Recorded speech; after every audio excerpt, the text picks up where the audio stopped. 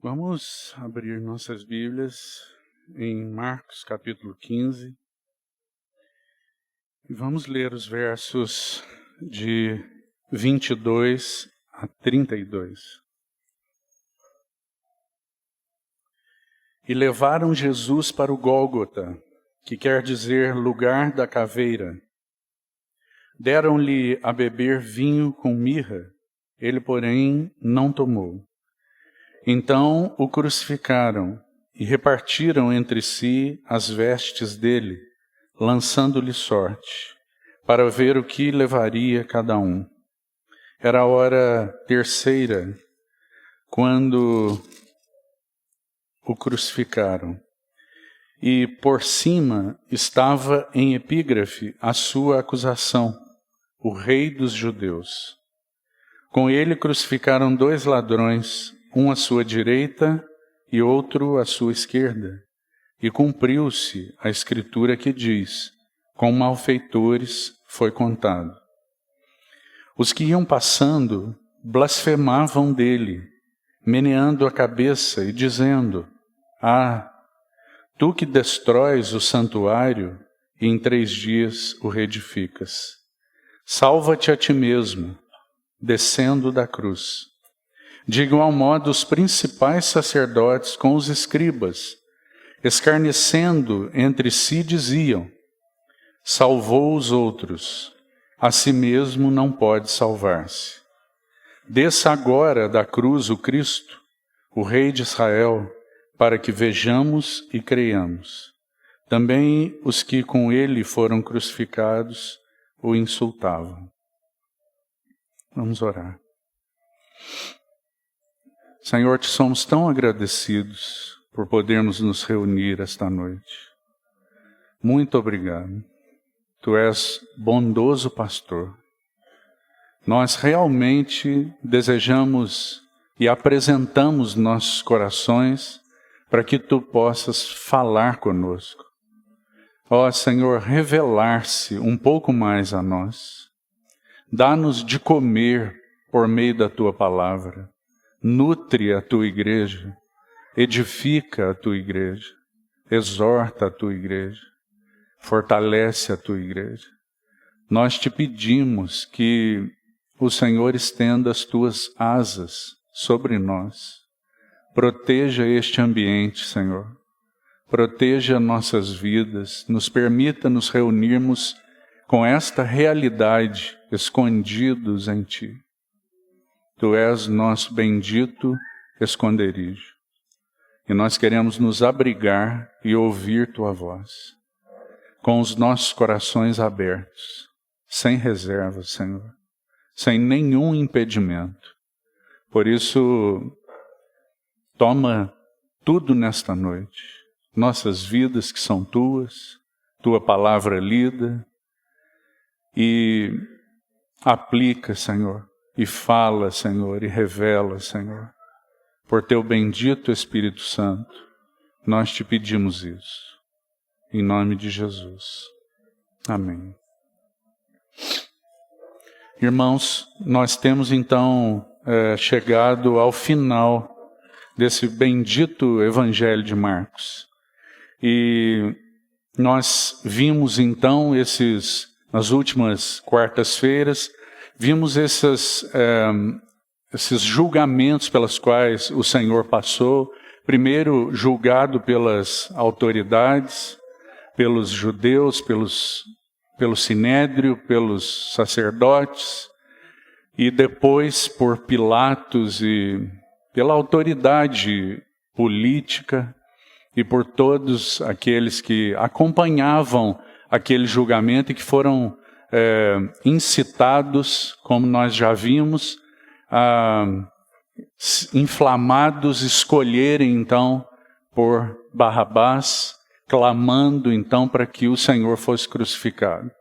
E então, nós temos aí, na sequência deste episódio, desse julgamento pelo qual o Senhor passou, tão injusto, tão cheio de atitudes horríveis para com ele, mas nós vemos resolutamente o Senhor, seguindo firme no seu propósito de salvar aqueles aos quais ele se deu a conhecer. Então, graças ao Senhor por isso, porque nós vemos tantas injustiças, tantos levantes, tanta oposição, mas nós vemos o Senhor resolutamente, irmão.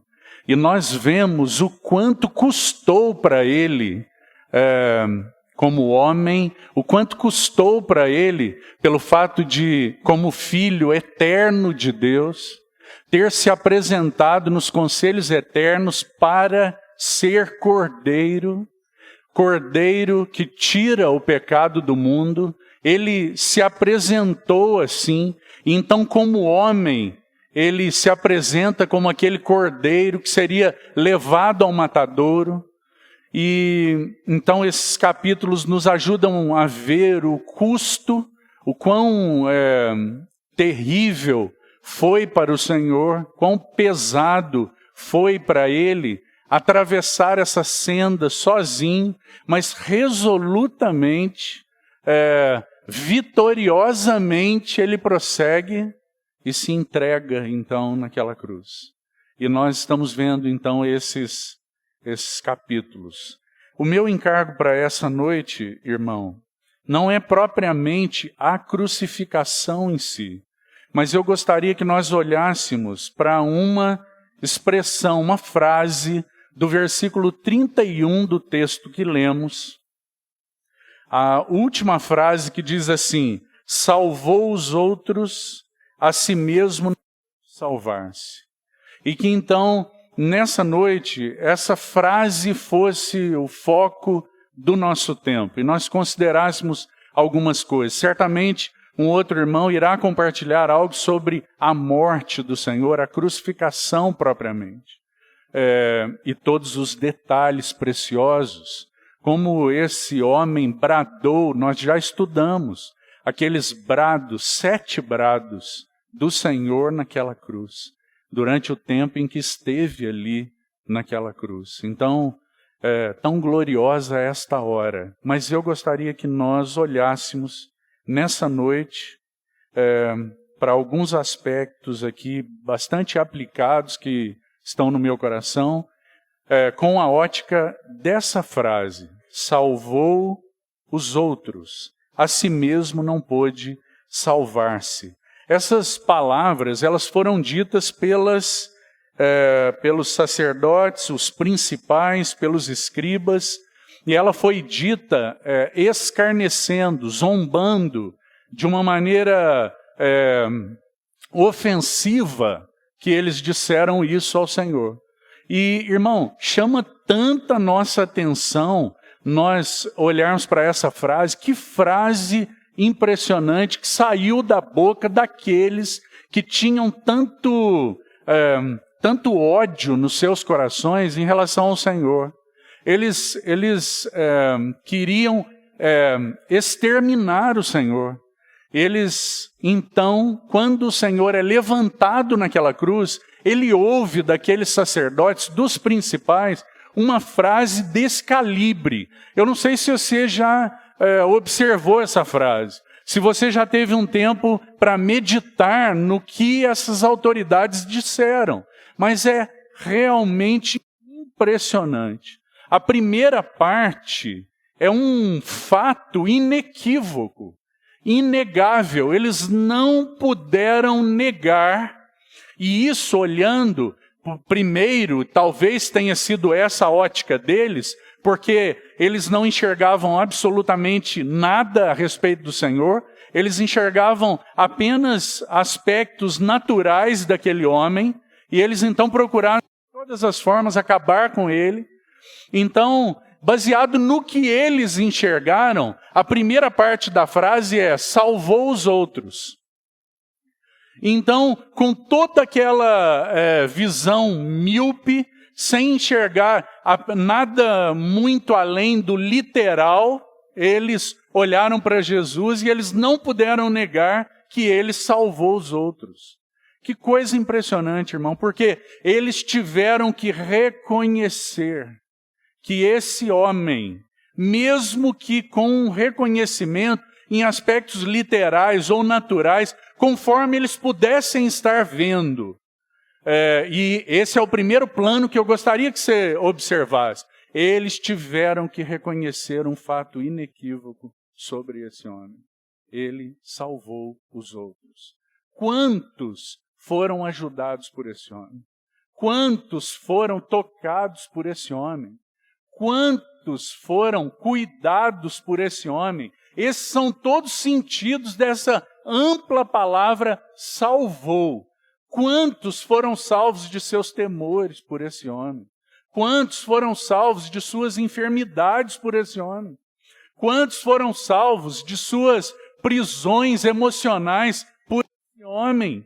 Quantos foram salvos apenas pelo olhar desse homem? Quantos foram salvos por se aproximarem dele? Quanta salvação foi provida por esse homem? Ele abalou a toda aquela terra e todos os alicerces daquela nação. Todos foram abalados. Não havia quem ficasse neutro diante desse homem. Eles foram realmente abalados por ele. E eles tiveram que reconhecer um fato: salvou todos.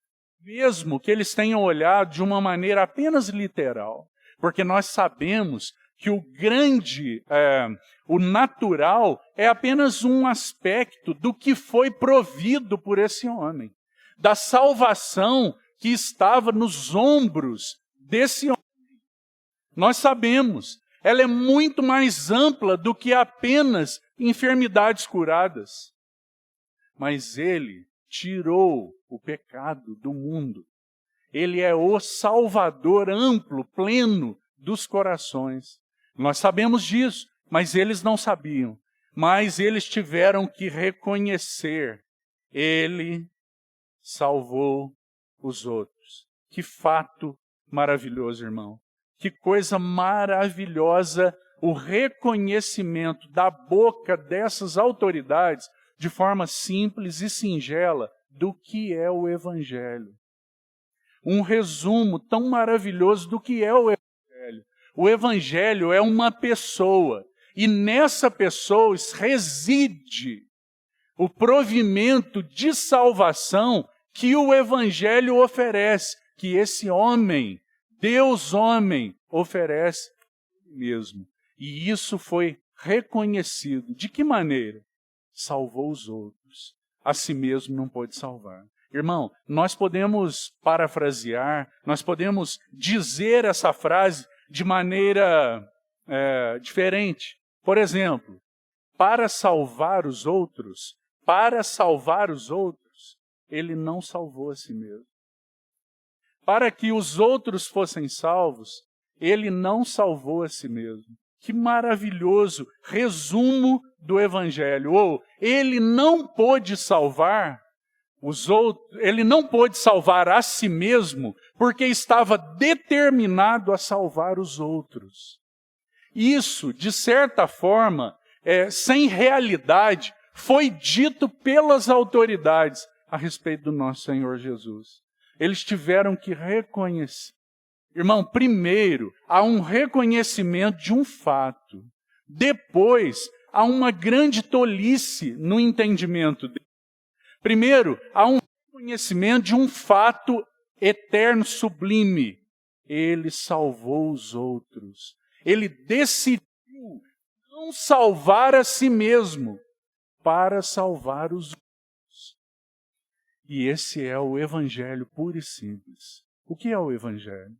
Cristo Jesus decidiu não salvar a si mesmo, para salvar os pecadores. Isso é o Evangelho que a igreja então recebeu para a salvação e anuncia para esse mundo perdido. Graças ao Senhor. Nós seguimos apresentando o Senhor Jesus Cristo, aquele que tem todo o poder, aquele que pode salvar a si mesmo, porque ninguém tira a minha vida. Não foi assim que ele disse? Ninguém tira a minha vida. Eu espontaneamente a dou. Então ele decidiu, determinado no seu coração, a salvar os outros. Mas isso, ele não poderia salvar a si mesmo. Que maravilhoso. Que resumo glorioso do Evangelho. Mas quando nós olhamos então para aquela cruz e para essa cena, nós estamos vendo os sacerdotes fazendo um reconhecimento sem entendimento, porque na cabeça deles, irmãos, diante deles estava um condenado eliminado. Para eles, estava acabando o problema ali. Eles estavam eliminando aquele que se apresentava como um problema para eles. Aqueles que eles viam como um inimigo. Aquele que estava ameaçando os seus privilégios. Mas o Senhor Jesus então estava agora erguido naquela cruz. E eles escarneciam e zombavam dele. Mas o fato é que ele não estava derrotado por eles. Nós sabemos. Aquele que estava naquela cruz, ele não estava sendo derrotado pelos seus inimigos. Definitivamente. Por que nós sabemos, irmão? Porque o nosso Senhor, ele poderia, sem dúvida nenhuma, irmão, não tenha a menor dúvida que o Senhor Jesus poderia escapar da cruz. Se ele quisesse salvar-se, ele poderia salvar-se. Nós sabemos que o Senhor Jesus, quando no Monte da Transfiguração, recebeu aquele aval, aquela voz dos céus: este é o meu Filho amado. Eu tenho prazer nele, satisfação plena nele. É a ele que vocês devem ouvir. Esse que recebeu esse aval como homem perfeito, digno, ele poderia, do monte da transfiguração, ascender aos céus. Um homem perfeito. Mas ele desceu aquele monte para subir o monte. Graças ao Senhor. Porque ele decidiu intrepidamente seguir para Jerusalém, para não salvar a si mesmo. Mas ele poderia, pelo menos, então, o objetivo da minha consideração aqui com você é que, embora aqueles sacerdotes olhassem para ele e pensassem: olha, tudo está acabado agora. O Senhor, ele poderia, no que se refere a salvar a si mesmo, sobre essa ótica, eu gostaria de considerar essa noite com você. O Senhor poderia sim salvar a si mesmo, pelo menos de 3 maneiras. Ele poderia escapar da cruz, pelo menos de 3 maneiras. Ele poderia não ir para a cruz e preservar ou salvar a si mesmo e não salvar os outros. Então gostaria de considerar isso com você, para que nós vejamos a beleza do que ele fez. Porque o que ele fez? Ele não salvou a si mesmo. Embora ele pudesse trilhar esse caminho. Então, talvez de 3 maneiras o Senhor pudesse salvar a si mesmo. Então, vamos olhar para essas maneiras, porque nós temos muitas aplicações práticas para nós, irmão, porque o assunto é a cruz. Então, quando nós olhamos para o Senhor Jesus seguindo, tomando a cruz e honrando a cruz, então nós temos tantas lições para nós.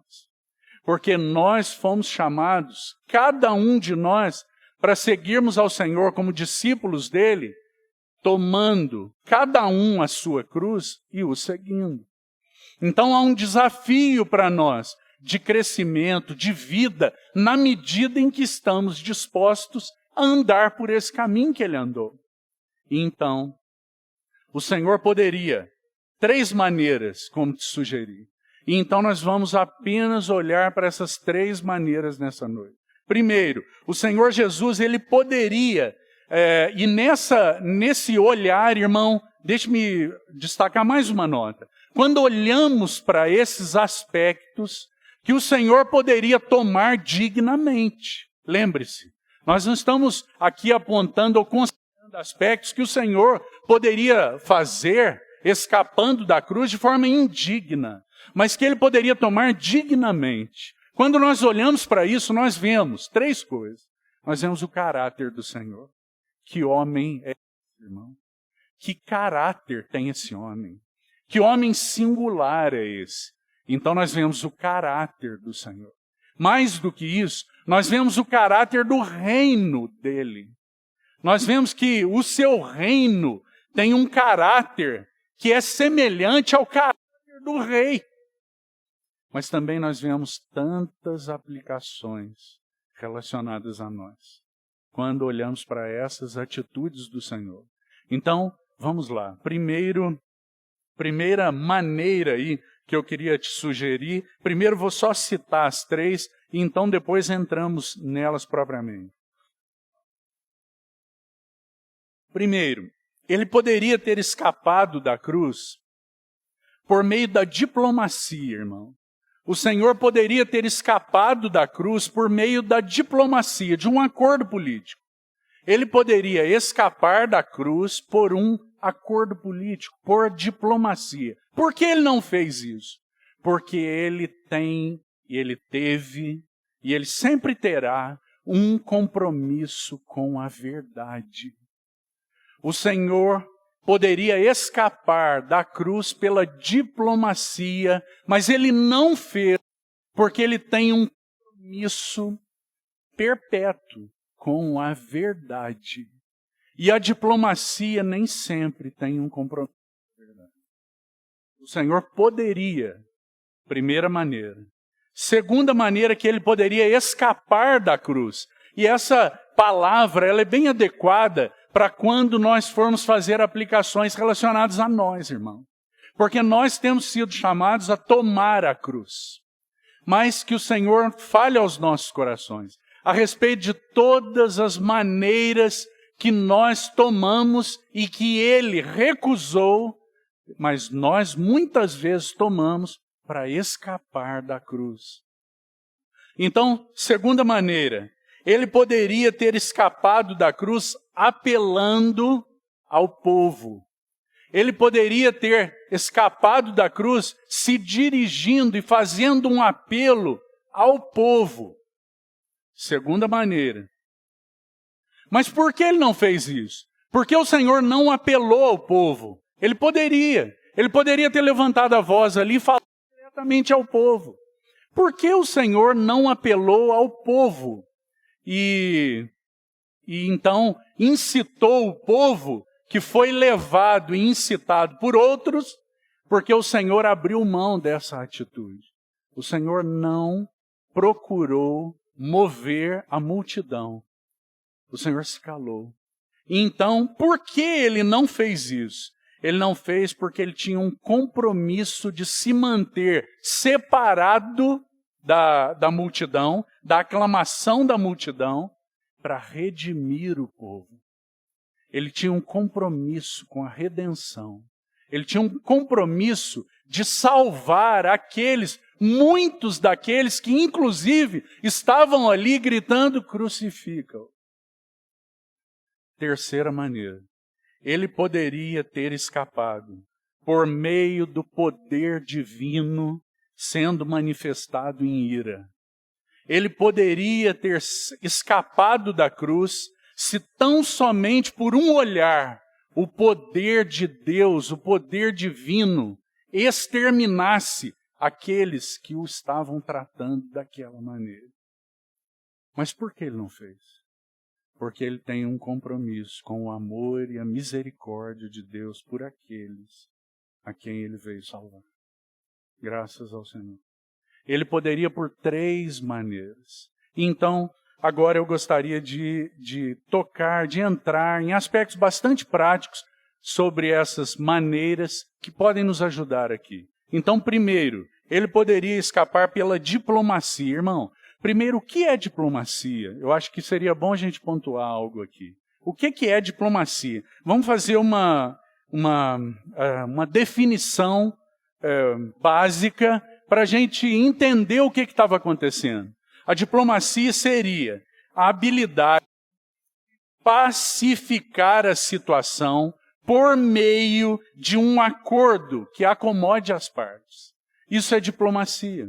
E nem sempre a diplomacia, esses acordos, eles são espúrios, inadequados. A diplomacia é a habilidade de se promover uma acomodação das partes, de modo que haja uma pacificação. O Senhor Jesus, ele poderia ter apelado para Pilatos e ter proposto um acordo diplomático.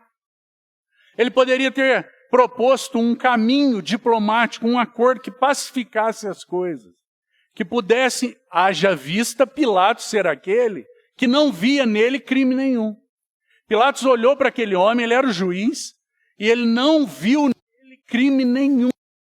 O Senhor poderia, de alguma maneira, propor a ele um acordo. Olha, vamos conversar melhor, mas o Senhor se cala. Por quê, irmão? Porque o Senhor tinha um compromisso definido com a verdade. E aqui o caráter do Senhor começa a se evidenciar.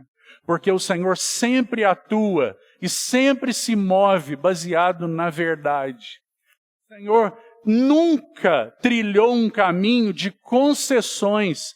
O Senhor nunca entrou por um caminho de propor um acordo que ele pudesse dar algo e receber algo em troca. O famoso toma lá, dá cá. O Senhor não entrou por um caminho de propor qualquer tipo de acordo político, embora ele pudesse com sabedoria, argumentar com Pilatos ali. Mas, irmão, o Senhor nunca seguiu pelo caminho da diplomacia. Ele sempre se manteve firmado na verdade. Sabe qual é nosso problema? É que muitas vezes nós procuramos fazer concessões à verdade. Nós queremos negociar muitas vezes. E o Senhor nunca negociou a verdade. Embora ele estivesse sendo injustamente acusado. Tantos argumentos injustos, tantas coisas o Senhor poderia apontar para Pilatos. Tantas coisas. Pilatos tentou de tantas maneiras, leva para lá, leva para cá, eu não vejo nele crime nenhum, talvez eu possa soltar, eu tenho que soltar um por ocasião da festa, quem sabe solta Jesus. Pilatos estava favorável a um acordo político que era, mas o Senhor Jesus seguiu firme, sem trilhar pelo caminho da diplomacia. Porque a diplomacia nem sempre tem base na verdade, irmão. E o Senhor se baseia em todas as suas relações, o Senhor sempre se baseou na verdade. Ele nunca abriu mão da verdade, nunca. Ele nunca se comprometeu com qualquer tipo de acordo com ninguém. Agora, que o Senhor nos ajude, meus irmãos, para que nós entendamos o que significa isso. Para que nós entendamos que em muitos aspectos, nós teremos tantas oportunidades que o Senhor tem nos oferecido para que nós tomemos a cruz, para que nós sigamos pelo caminho da cruz. O Senhor, ele não fez e não fará nenhuma concessão. Ele não faz concessão. Ele não faz nenhum tipo de acordo. Que o Senhor nos ajude, porque a igreja tem sido, então, solapada por tantas atitudes contrárias a essa que o Senhor tomou. A igreja vem se casando politicamente com o mundo e aceitando coisas. Mas agora nós estamos ouvindo aberrações, querido irmão. Nós estamos ouvindo irmãos querendo fazer concessões relacionadas à palavra de Deus. Nós precisamos rever a palavra, reconsiderar o texto da palavra. É isso que está acontecendo. Por quê? Porque eles querem acomodar as coisas, agradar a todos, mas o Senhor nunca trilhou por esse caminho. Não há um caminho de acomodação, irmão. Sabe quantas vezes nós tentamos fazer isso dentro da nossa casa? O Senhor tem proposto a marido e mulher o caminho da cruz. Mas nós tentamos fazer um acordo entre nós. Quando não tentamos fazer um acordo, nós fazemos um acordo de tentar ir junto para a cruz. Mas a cruz não tem lugar para dois. A cruz só tem lugar para um. Para cada um de nós. Cada um tome a sua cruz. Então que o Senhor nos livre de estarmos seguindo por esse caminho. O nosso Senhor, Ele decidiu não salvar a si mesmo e tomar a cruz e dizer não a qualquer tipo de acordo, a qualquer tipo de negociata, e que o Senhor lance luz sobre nós, irmão, porque nossa vida está cheia de oportunidades para que nós possamos dar um testemunho de que não queremos preservar nossa vida, não queremos nossos direitos, não queremos nossos benefícios, porque somos servos do Deus Altíssimo. É a Ele que nós queremos testemunhar. Então, que nos ajude o Senhor, lançando luz sobre nós, porque nossos caminhos diários nos dão inúmeras oportunidades de andarmos segundo aquilo que o Senhor propôs. Ele não se relacionou com nenhum homem na base da diplomacia. Você se lembra, irmão, quando o Senhor olhou para aquele jovem rico? Você já pensou se o Senhor, naquela relação com aquele jovem, ele fosse seguir pelo caminho da diplomacia?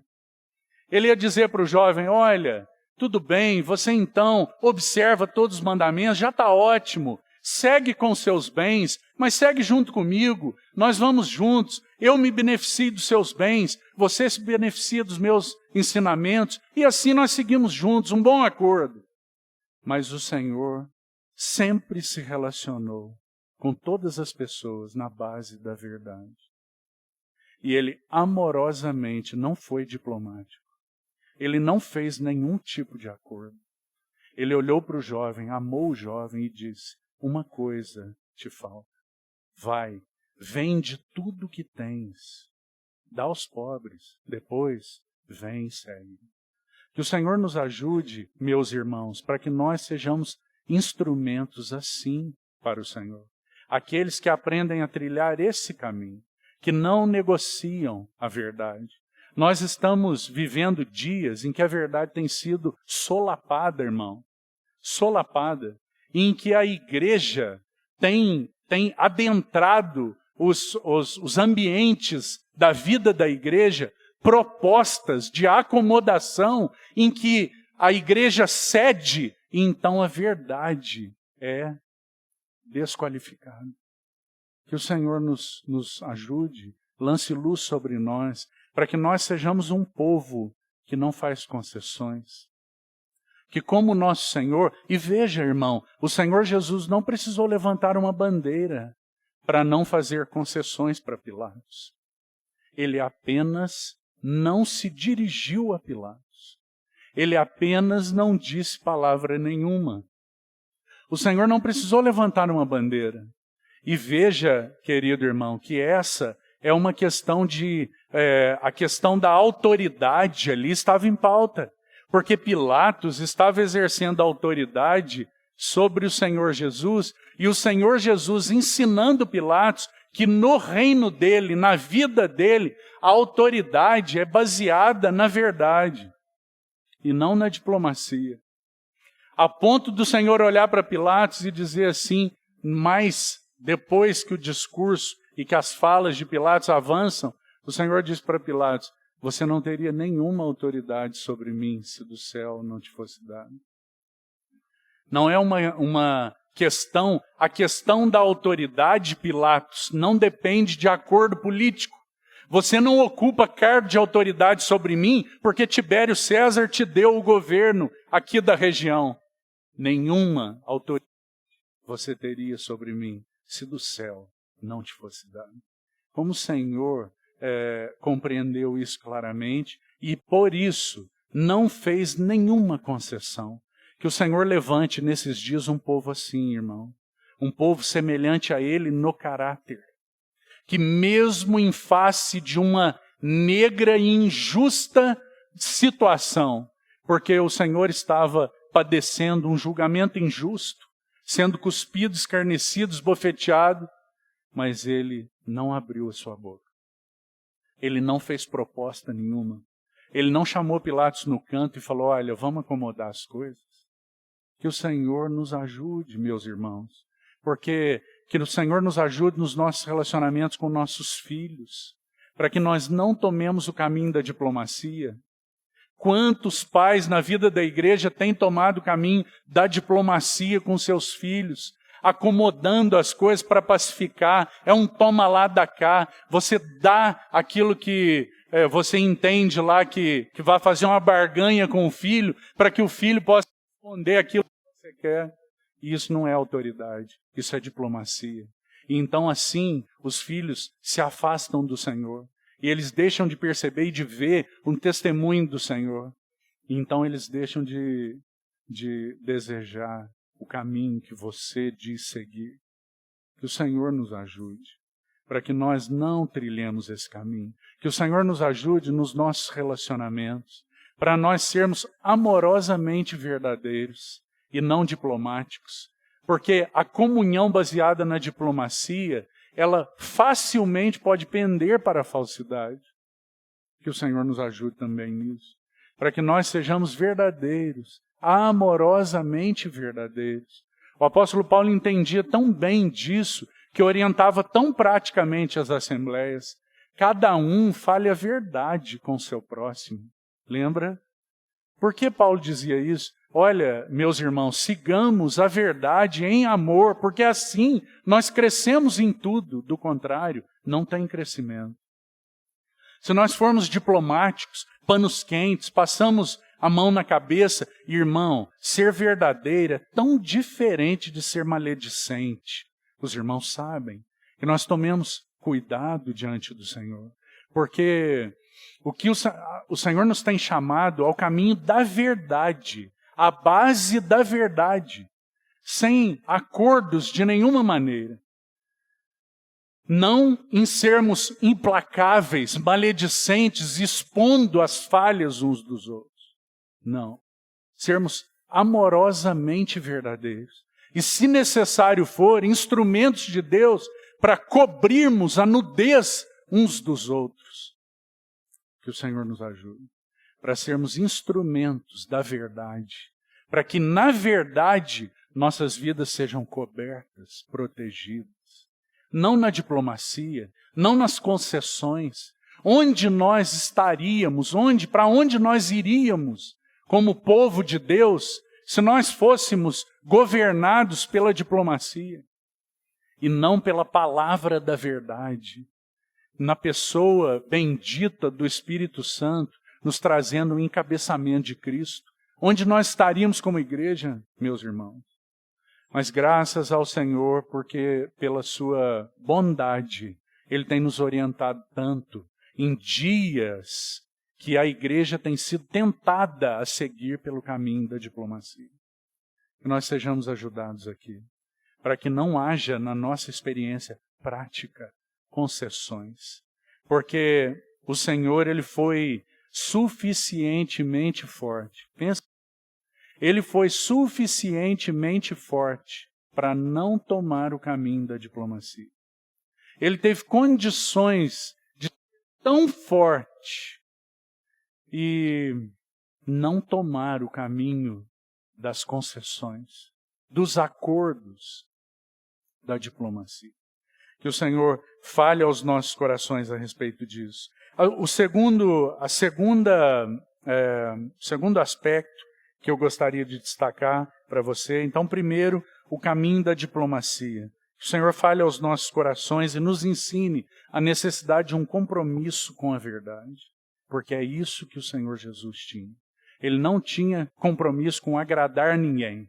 Ele tinha compromisso com a verdade. E ele seguiu resolutamente pelo caminho da verdade.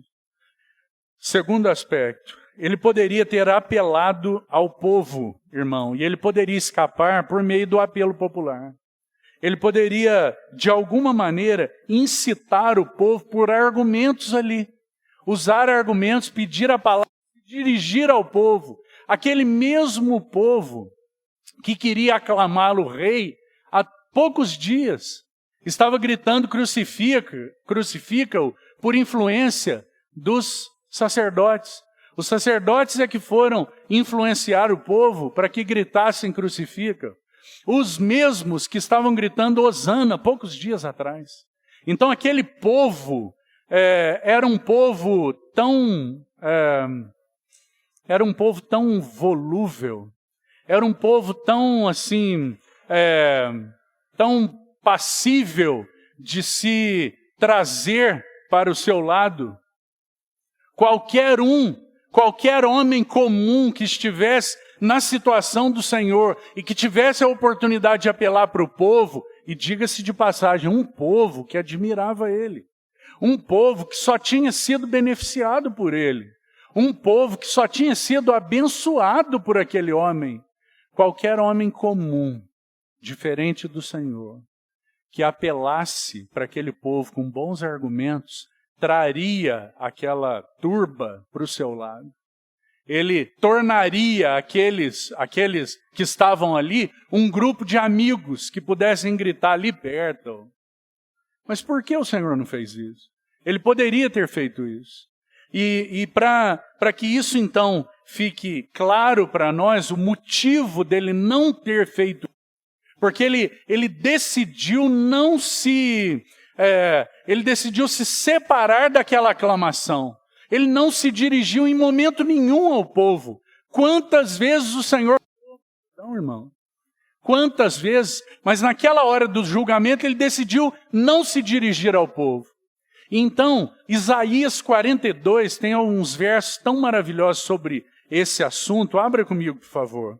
E veja o que esse salmo, esse capítulo profético vai dizer a respeito desta nota de que o Senhor então não se dirigiu ao povo.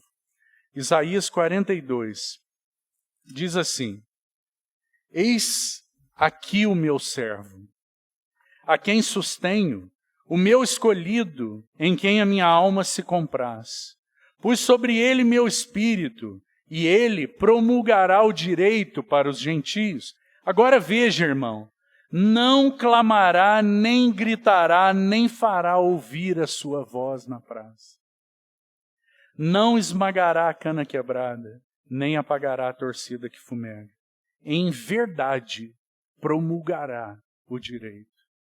Não gritará, não clamará na praça, não levantará a sua voz.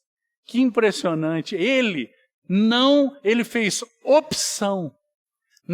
Naquele julgamento terrível, ele fez opção de não se dirigir ao povo e não buscar da parte do povo um apelo para aqueles amigos. Irmão, aqui tem algo maravilhoso. Esse homem não estava preocupado com a opinião do povo. Esse homem não estava ocupado com o que o povo dizia a respeito. Esse homem nada, em toda aquela situação, nenhum escárnio, nenhuma piada, nenhuma zombaria, nenhum grito de crucifica impediu esse homem de seguir resoluto para não salvar a si mesmo, mas salvar aqueles para os quais ele foi revelado. Que maravilhoso, que homem maravilhoso, que salvador que nós temos. Ele não se preocupava com a opinião do povo. Que o Senhor nos ajude, irmão. Porque nós somos tão preocupados, não é?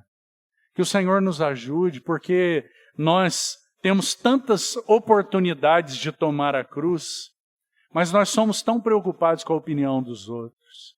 O Senhor nos dá tantas oportunidades de nos arrependermos, de darmos um testemunho de quebrantamento, e muitas vezes nós não falamos, porque o que os outros vão pensar? Quantas vezes o Senhor rasga o nosso coração, de modo que nós deveríamos nos dobrar e clamar pela misericórdia do Senhor, mas as nossas bocas não se abrem, porque nós nos preocupamos muitas vezes com a opinião dos outros. Você lembra do Salmo 1, irmão? O que diz lá? Bem-aventurado o homem que não anda no conselho dos ímpios. Uma tradução alternativa diz que esse homem ele não valoriza a opinião dos ímpios. O Senhor Jesus é um homem assim. Ele não se dirigiu ao povo, não apelou ao povo. Ele não fez um apelo ao povo. Ele não tentou trazer a multidão para o seu lado. Ele não se importou com a opinião dos homens, mas ele se afastou dela. Ele não pediu ajuda, irmão. Ele estava, naquele momento, trabalhando com Deus, cooperando com Deus, em favor da salvação daqueles que estavam gritando crucifica. Que homem é esse? Que Salvador é esse que nós temos? Que o Senhor nos ajude a compreender isso. Tem um texto em Atos, capítulo 6, que vai dizer que naquele início da igreja, então a palavra do Senhor se propagava. Atos 6, o versículo 7, depois você lê lá, diz que muitíssimos sacerdotes criam. Possivelmente muitos sacerdotes que estavam escarnecendo dele, dizendo: salvou os outros, a si mesmo não pôde salvar. Mas ele não apelou ao povo. Ele guardou silêncio. Ele se manteve em silêncio. Que o Senhor nos ajude, meus irmãos, e fale aos nossos corações a respeito dessa atitude e nos leve a compreender que muitas vezes o Senhor tem preparado caminhos para nós trilharmos e seguirmos sozinhos em direção à cruz, mas nós estamos tão afetados pelo que os outros vão pensar, por como vai ser, qual a repercussão disso. Que o Senhor nos livre, que o Senhor nos livre, que o Senhor livre a igreja de estar preocupada com as opiniões do mundo, mas que nós nos preocupemos em que a verdade esteja guardada nos nossos corações, porque isso sim irá nos preservar. O Senhor se manteve resoluto e firme, silenciosamente, sem pedir nenhuma ajuda, sem fazer qualquer apelo, mas ele se afasta daquele povo. Irmão, aquele povo era tão sujeito a qualquer tipo de apelo psicológico, qualquer apelo que pudesse ser feito ali para aquele povo, mas o Senhor não fez essa opção. E que o Senhor nos ajude, porque nós também teremos oportunidades como essa, de tomarmos a cruz, independente da opinião dos outros, de seguirmos resolutamente como aqueles que são chamados pelo Senhor e são felizes por viver assim, porque é isso que o Salmo primeiro vai dizer. São bem-aventurados, são extremamente felizes por não darem ouvidos para conselhos de ímpios, para não se assentarem com os pecadores, os escarnecedores. Que o Senhor fale aos nossos corações e nos ajude nessas atitudes, né, que o Senhor tão resolutamente seguiu. Terceiro aspecto, para fazermos ainda mais algumas considerações. Ele decidiu não escapar da cruz por meio do seu poder. Irmão, todos os inimigos do Senhor poderiam ser destruídos naquela ocasião, nós sabemos. Todos os seus inimigos poderiam ser destruídos. Você se lembra, irmão, pelo relato de Mateus, no capítulo 26, Mateus, quando relata o Getsêmani, ele menciona algo muito significativo ali. Ele diz que o Senhor Jesus, logo após Pedro ter tomado a espada, porque Pedro não estava entendendo bem qual era o caminho do Senhor, o caminho do Cordeiro. Então Pedro toma a espada e corta a orelha daquele servo do sumo sacerdote. Então o Senhor manda que ele guarde a espada. E Mateus vai relatar algo ali para nós tão significativo. Ele diz assim, que o Senhor diz para Pedro assim: olha, Pedro, por acaso você pensa que eu não posso pedir ao meu Pai para que Ele envie 12 legiões de anjos para me salvar? O Senhor está dizendo, Pedro, Esse não é o caminho. Se esse fosse o caminho, se o meu reino fosse daqui, logo depois o Senhor vai dizer isso para Pilatos. Olha, eu poderia pedir auxílio, suprimento, guarda da parte do meu Pai. 12 legiões de anjos, irmão. Uma legião são 6.000 homens. Essa é uma legião. 12, mais de 12, o Senhor diz. Mais de 12. São 72, mais de 72.000 anjos. Nós sabemos por relatos bíblicos o que um anjo pôde fazer, né? Nós sabemos. Como o Senhor poderia ter, por exercício do poder divino, contra aqueles que estavam atentando contra o Filho eterno de Deus, injustamente, tratando-o de uma maneira terrível. Irmão, os anjos, de certa forma, nós podemos aqui usar a nossa imaginação. Aquele que era o objeto da contemplação dos anjos na eternidade, nos céus, ele agora estava na terra. Onde você acha que os olhos dos anjos estavam? Os olhos dos anjos estavam nele. E certamente todos aquelas hostes celestiais, elas estavam ali, contemplando aquele momento. O Senhor poderia apenas com um olhar. Eles estavam certamente, e nós podemos aqui usar a nossa imaginação, talvez não tenha sido fácil para todas aquelas hostes serem contidas diante do que estava acontecendo. E o Senhor Jesus poderia apenas com um olhar. E todos aqueles anjos destruiriam seus inimigos e os salvariam. Que coisa impressionante, irmão. Mas ele decidiu não salvar a si mesmo, para salvar os outros.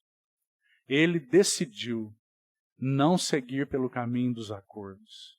Ele decidiu não apelar ao povo. Ele decidiu não valorizar, não trazer o povo para o seu lado.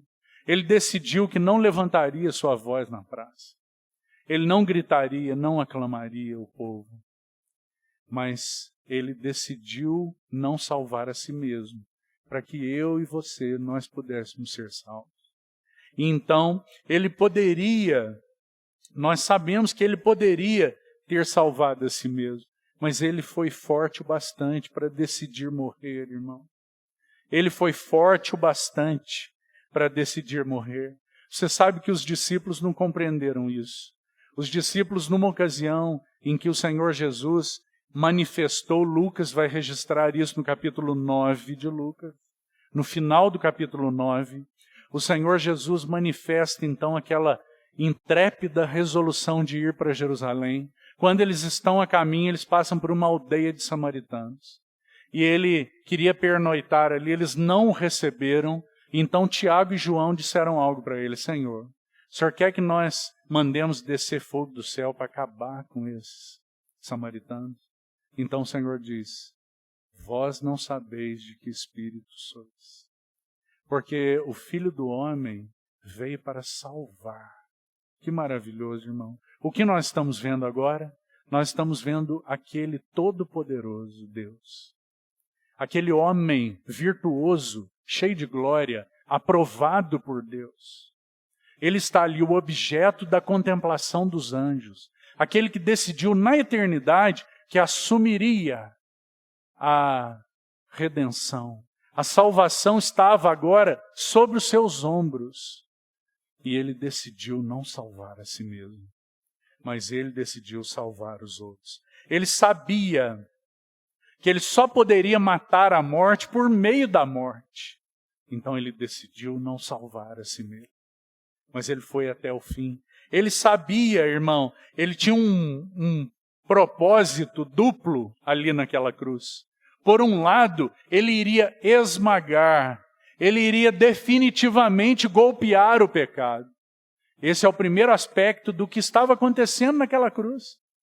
Ele sabia e ele foi forte o bastante para não salvar a si mesmo, porque ele estava esmagando o pecado. ele estava golpeando mortalmente o pecado. Ele estava resolvendo a questão do pecado, destruindo o pecado. É a expressão que Paulo vai usar. Ele destruiu o pecado no corpo da sua carne. E então, o segundo aspecto, não só esse, por um lado, destruir o pecado. Por outro lado, elevar a raça humana a uma realidade jamais experimentada por ela. Curar, elevar, enobrecer, tudo isso o Senhor também estava fazendo. Porque ele decidiu não salvar a si mesmo. Mas ele decidiu salvar a você e a mim.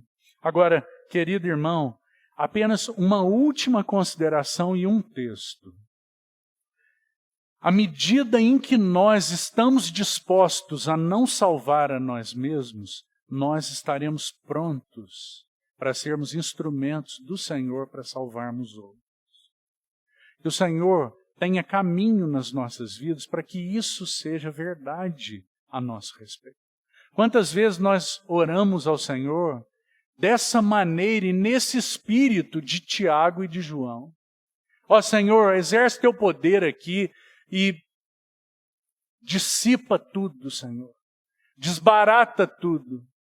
E o Senhor deseja que nós sigamos firmemente, dando testemunho aos inimigos, para que eles venham a ser conquistados. Como o apóstolo Paulo compreendeu isso, não é, irmão? Para isso, eu queria citar um verso de Paulo, então, para as nossas considerações finais. Olha Atos, capítulo 20, e veja o que Paulo diz, e como esse texto é precioso à luz dessa atitude do Senhor Jesus. Atos capítulo 20, veja o versículo 24, por favor.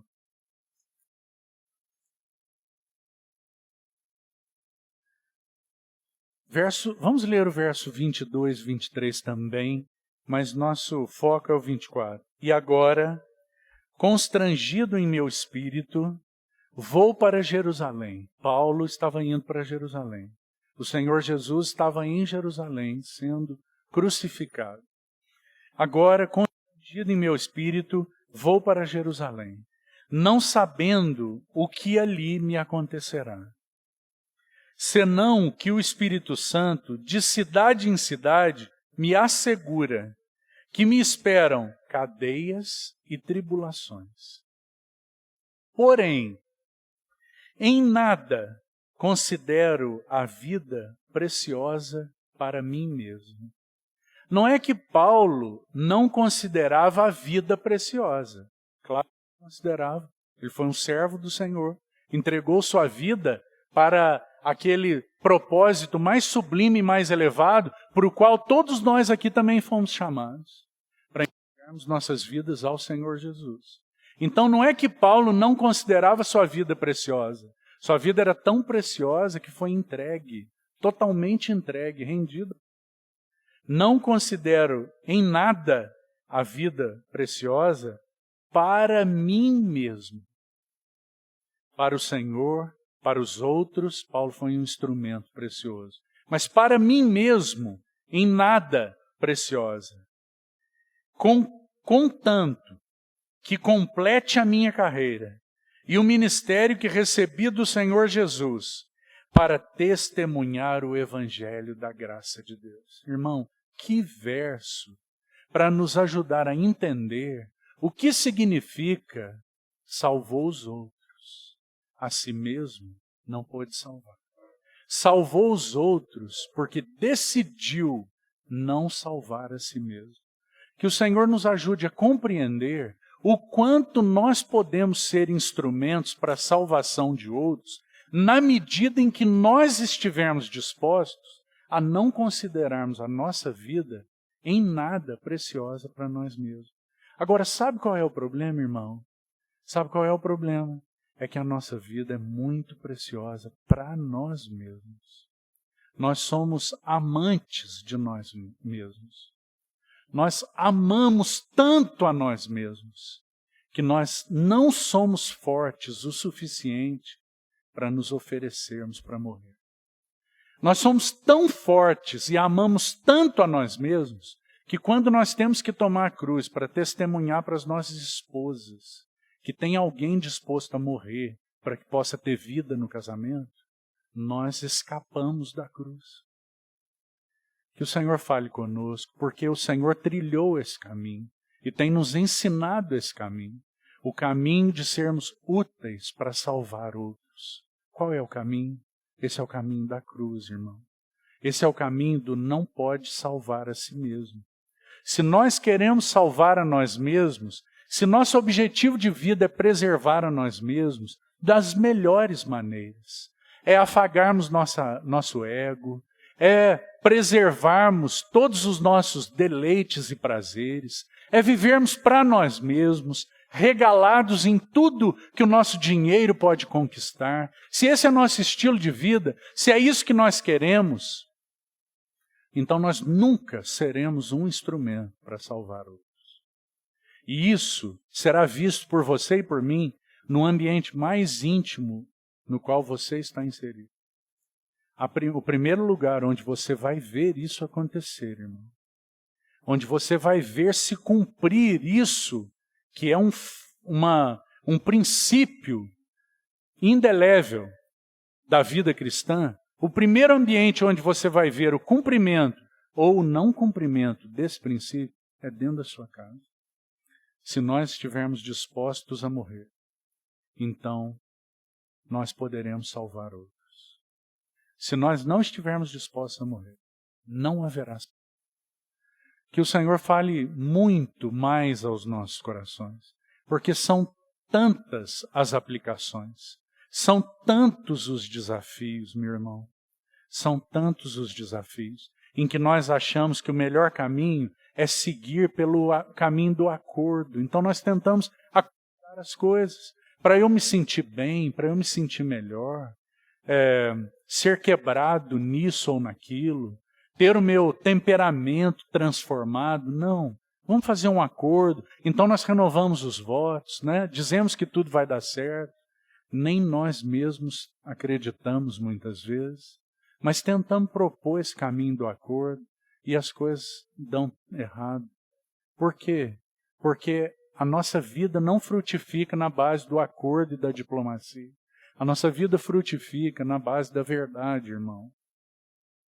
A vida do Senhor Jesus é tão frutífera e Ele pôde ver o fruto penoso da sua alma, porque Ele se baseou, Ele teve um compromisso inequívoco com a verdade, sempre. Ele também não trilhou, não valorizou, não se baseou, não baseou suas atitudes, não baseou seu caminho na opinião do povo. Que o Senhor nos ajude. Nós precisamos tanto disso, não é, irmão? Porque nós somos tão infantis. Nós temos aquela fé de multidão, não é? Nós temos muitas vezes aquela fé do grupão. Quando nós temos um grupo de pessoas que pensam mais ou menos como nós e que então vivem mais ou menos dessa maneira, acomodada com alguns princípios da palavra, e algumas coisas nós fazemos concessões, mas nós valorizamos tanto essas opiniões, e então a verdade perde sua força de testemunho nas nossas vidas, porque nós passamos a valorizar a opinião que os outros têm de nós. E nós passamos a seguir por esse caminho. Nos acomodamos para nos sentirmos melhor, para nos sentirmos mais aceitos, menos aceitos. Então é de acordo com a opinião dos outros. Mas que o Senhor conceda graça para você e para mim, para que nós diante dele saibamos como Ele nos vê. Porque é isso que importa. Como o Senhor nos vê. Não como os outros nos veem. Porque nós podemos ser tão teatrais, mas o Senhor nos vê como nós realmente somos. Então que nós sejamos livrados disso, porque o Senhor não interpretou personagem nenhum, Ele era quem era.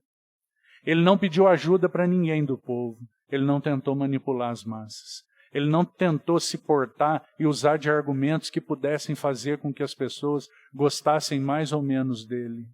Mas ele os amava e por isso foi absolutamente verdadeiro com eles. Por um compromisso com a verdade, ele seguiu. E ele decidiu não contar com aquele poder capaz de salvá-lo. O poder de Deus capaz de destruir os inimigos e salvá-lo. O filho do prazer. Ele seguiu resolutamente. Não salvarei a mim mesmo para salvar os outros. E esse é o glorioso evangelho na pessoa do Senhor Jesus. Que nesses dias de tanta confusão, de tanta concessão, de tanta diplomacia e falta de diplomacia, que o Senhor nos ajude para que nós sejamos um povo baseado na verdade. Que a lei do Senhor seja nossa meditação dia e noite. Aqueles plantados junto a essa provisão bendita da palavra de Deus, que não abrem mão dela, em aspecto nenhum, para que então haja frutos nas nossas vidas. Amém. Vamos orar. Senhor, te agradecemos por tua palavra. Pedimos que o Senhor realmente sonde os nossos corações. Senhor, será que nós temos sido fortes o bastante para nos fazermos fracos, Senhor? Será que tem havido compreensão nossa de que o poder se aperfeiçoa na fraqueza? Nos ajuda a compreender isso, Senhor. E sermos aqueles que tomam o caminho da cruz e negam-se a si mesmos. E decidem não preservar-se, não salvar-se. Mas se entregam ao Senhor para que recebamos vida proveniente, Senhor, desse negar-se.